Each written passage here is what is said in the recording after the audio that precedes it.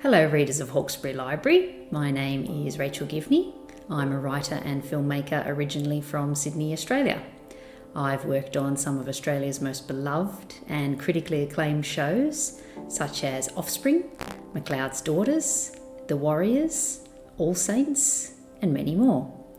I've recently turned my hand to novel writing and I've written a novel called Jane in Love.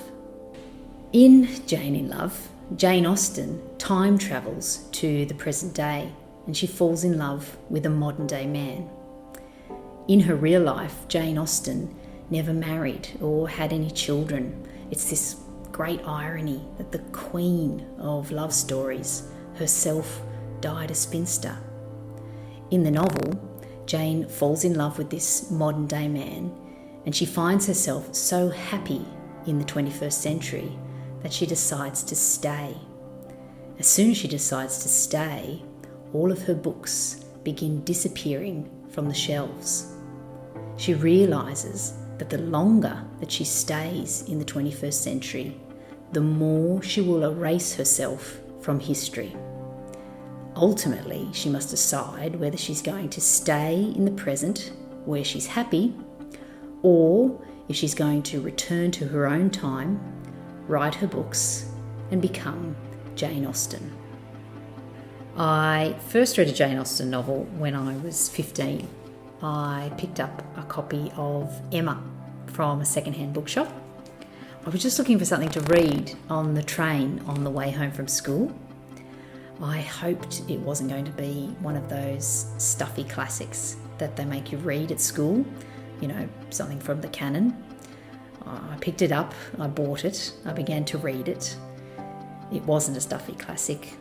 I loved it. I felt struck by the wit of the writer and the timeless humour and above all the beautiful love story.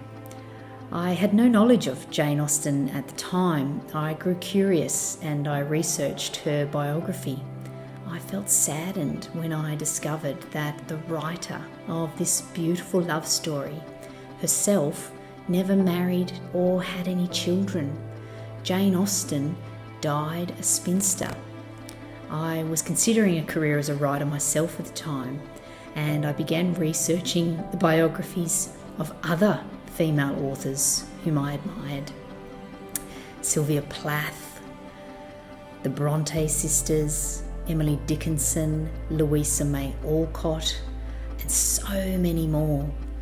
All of these women either had disastrous romantic lives or none at all. I began to wonder, does an artist, namely a female one, need to be unhappy or single in order to create art? And if Jane Austen had to choose between the heart and the pen, what would she choose? And that's how Jane in Love was born. Above all, I hope it's a beautiful love story.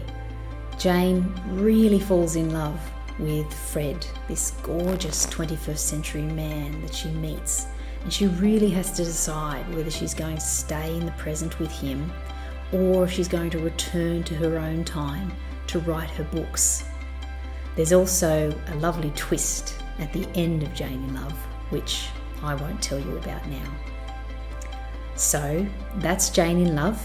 It's available to buy at your local bookshop where all good books are sold, and I hope you enjoy reading it.